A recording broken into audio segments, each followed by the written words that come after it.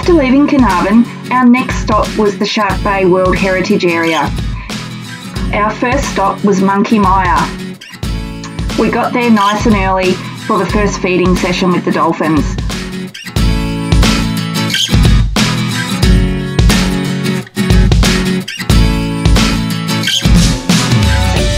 There was so many people there, but the two dolphins that came in for feeding were not afraid of us at all and wandered up and down along the edge of the water while the rangers explained to us how the program that they're running there is working at Monkey Mire.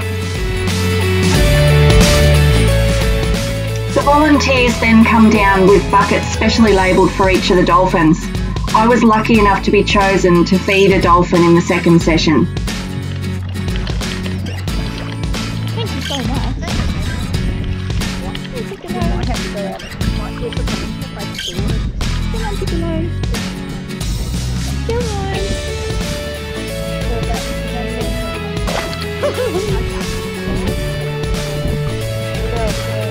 Thank you so much. After the feeding session with the dolphins, we took the opportunity to look around the resort at Monkey Mire. It's certainly beautiful and very modern.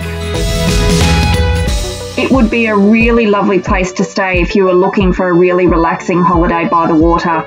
Everything was there, beautiful lounging areas and beautiful views. After finishing at Monkey Mire, we moved on to Francois Peron National Park. Our first stop was the Peron Heritage Precinct. There are some really interesting displays about the history of the area. You are able to wander around and through the old shearing shed and living quarters.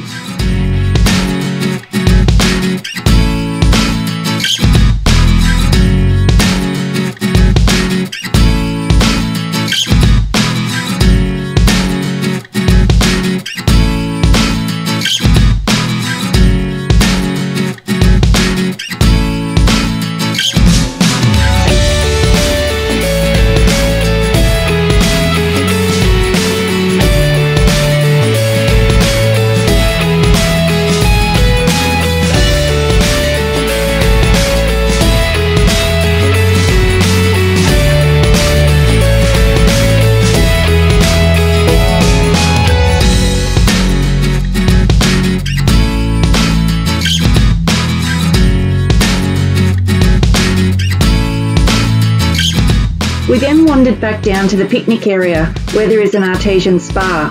The water temperature sits at around 40 degrees. We had planned on having a dip, however it was a cold day and there was a really strong wind. It was then time to let the tyres down and head up to the Cape Peron. I let the tyres down to 20 psi all around and we cruised up the sandy track without any worries. The sand did get quite deep as we got closer to the Cape, but it was no challenge for the Prado.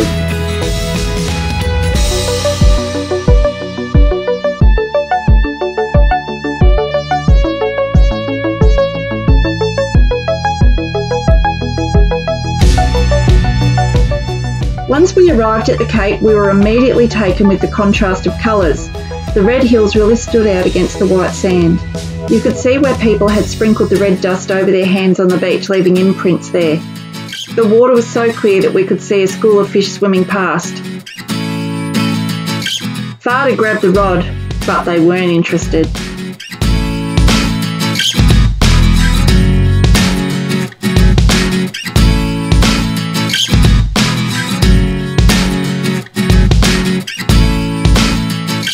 We weren't sure if this was a little sea snake or a very large worm. Either way, we weren't getting too close.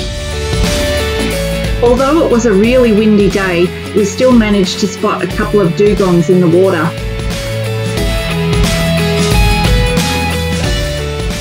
We then moved around to Skipjack Point where we saw stingrays, sharks and cormorants. We bumped into a local guide who told us that it was a quiet day due to the conditions. We can only imagine what it would be like on a calmer day.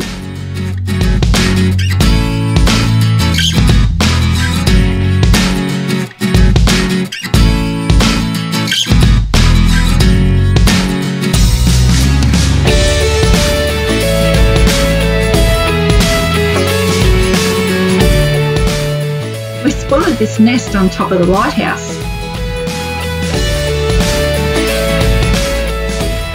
This was the first national park that provided a tyre inflation point, which is really handy and saves a lot of time.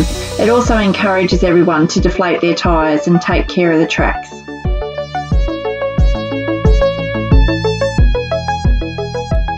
After finishing our trip, we made our way back into Denham where we were staying. It's really a lovely town with a great foreshore. Kids would absolutely love the playground, and there are really clean barbecues, toilets and fish cleaning tables. Not that Father needed them.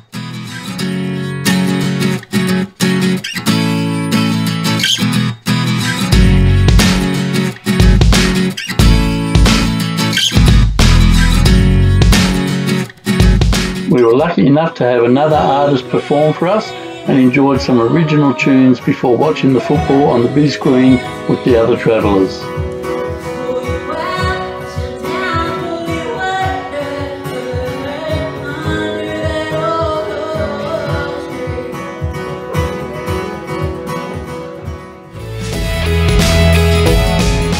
On our way out of Shark Bay, we pulled into Shell Beach.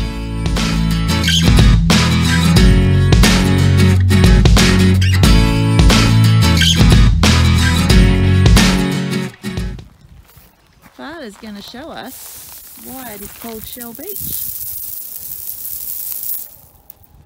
Shells. All shells. 9 metres deep, they reckon.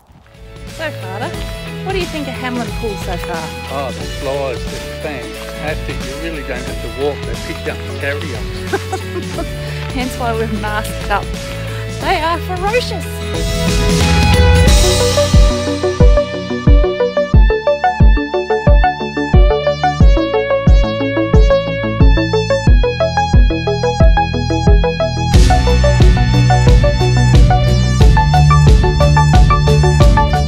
In case you're wondering, all this black stuff is stromatolite.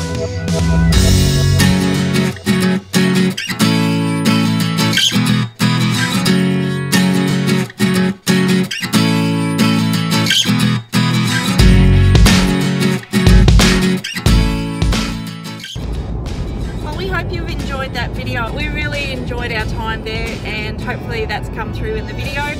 So yeah, hope you enjoyed it. We are now on our way towards Calvary National Park. No idea where we're going to be staying tonight, but when you watch the next video, all will be revealed. Alright, that's it from us for now.